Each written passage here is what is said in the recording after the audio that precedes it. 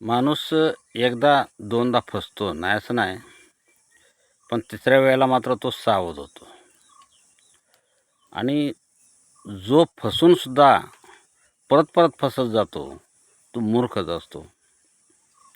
एकदा हुशार कोल्ह्यानं म्हाताऱ्या झालेल्या सिंहाला वचन दिलं की मी तुला काहीतरी खायला आणून देतो.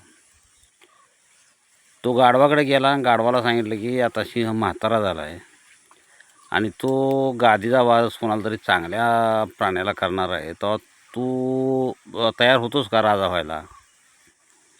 गाढव तयार झालं. गाढवाला घेऊन कोल्हा सिंहाकडे गेला.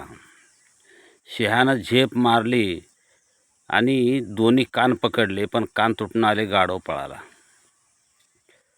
दुसऱ्यांदा कोल्हा गेला, अरे तू मूर्खासारखा पळून आलास, तुझे कान हे जिरेटोप जे मुकुट असतो तो मुकुट बसणार नाही म्हणून कान उपडले आणि तू पळून आलास. गाढव परत एकदा गेलं.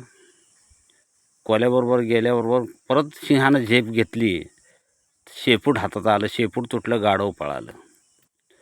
पुन्हा कोल्हा गेला, म्हणतो अरे तू मूर्ख आहेस का? सिंहासनावर बसायला तुझी शेपूट अडचण करते म्हणून ते राजानं तुझं शेपूट तोडलं आणि तू पळून आलायस.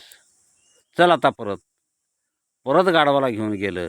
यावेळी मात्र सिंह पूर्ण तयारीनिशी तयार झाला होता आणि त्यानं ठरवलं होतं की आता याची मान पकडायची.